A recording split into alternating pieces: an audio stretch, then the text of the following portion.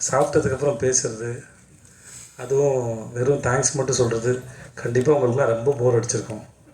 இது எப்படி உட்காந்து தூங்காமல் கேட்டீங்கன்னு தெரியல. முதல்ல அதுக்கே ரொம்ப நன்றி. நடுவில் கையெல்லாம் தட்டி பாராட்டுறீங்க, அது மிக்க நன்றி. இந்த படத்தை கேட்கும்போது ஒரு பெரிய பிரமிப்பும் நம்பிக்கையும் இருந்தது. இது எப்படி சாத்தியமாக போகுது அப்படின்னு ஒவ்வொரு படத்துக்கு முன்னாடி ஒரு பெரிய கேள்வி இருக்கும். சரி, நடித்து முடிச்சிருவோம்.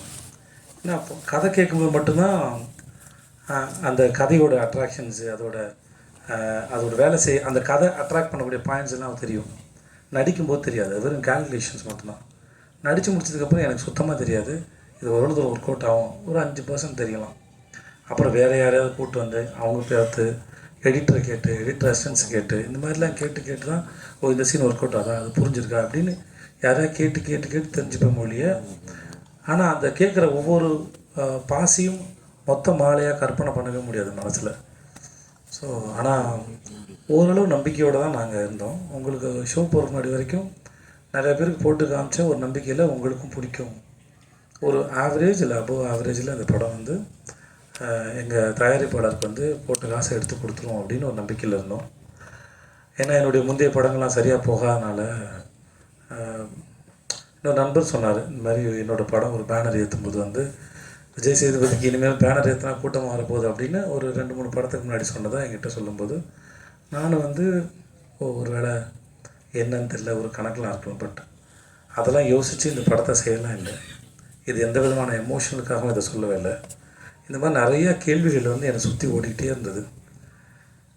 அந்த கேள்விகளுக்கு பதில் சொல்வதற்காக மகாராஜா பண்ணலை. ஏன்னா அந்த எண்ணத்தில் பண்ணால் அது உருப்படாது, அதனால் அப்படிலாம் யோசிச்சு எதையுமே பண்ணலை. கேள்வி எதையும் நான் எழுப்பவில்லை. என்னை சுற்றி இருக்கவங்க தான் கேள்வி எழுப்புனாங்க, என்னை சுற்றி இருக்கவங்க தான் பதிலும் சொன்னாங்க. அந்த பதிலாக மகாராஜா அமைஞ்சதில் நான் நித்திலனுக்கும் சுதன் சாருக்கும் ரொம்ப பெரிய நன்றி நான் சொல்லிக்கிறேன். நீங்கள் படம் பார்த்து முடித்து அன்றைக்கி நடந்த ப்ரெஸ் மீட்டில் கேள்வியெலாம் கேட்டு அப்படிலாம் போனோட அன்றைக்கி நான் ரொம்ப சந்தோஷமாக இருந்தேன். ஏன்னா நீங்கள் எல்லாருமே கேள்விகள் கேட்டாலும் சிரித்த முகத்தோடு சந்தோஷத்தோடு என்னை கேட்டுட்டு இருந்தீங்க. அந்த மூமெண்ட் நாளைக்கு மக்கள் பார்க்க போகிறாங்க, இன்றைக்கி நீங்கள் பார்த்துட்டு அந்த இரவு ரொம்ப இனிமையான இரவாக இருந்தது. அது முடிச்சுட்டு போய் அந்த மோஸ்ட்லி நான் பேசினலாம் உட்காந்து பார்க்க மாட்டேன், என் படம் பார்க்குறது எனக்கு பிடிச்சமாக இருக்கும். அந்த ஒரு 14 நிமிஷம் 10 நிமிஷம் நினைக்கிறேன், அதை உட்காந்து பார்த்துட்டு இருந்தேன். ரொம்ப சந்தோஷமாக இருந்திருக்கு அந்த நேரத்தில். நான் நீங்கள் படம் பார்த்து நீங்கள் அதை வரவேற்ற விதத்தை பார்த்து. ஸோ உங்கள் அனைவருக்கும் மிக்க நன்றி.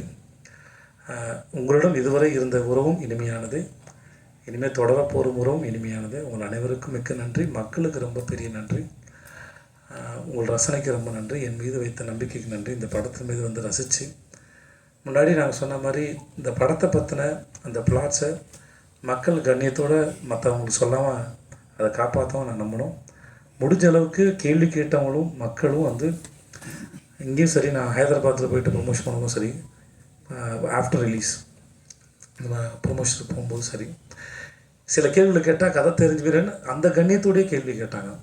ஸோ அந்த அத்தனைக்கும் நன்றி. என் கூட பணிபுரிந்த ஒவ்வொருக்கும் தனித்தனியாக தேங்க்ஸ் சொன்னால் எனக்கும் தூக்கம் வருது, நல்லா சாப்பிட்டேன் நான். அதில் மிக்க நன்றி. அன்புடன் விஜய் சேதுபதி. நன்றி.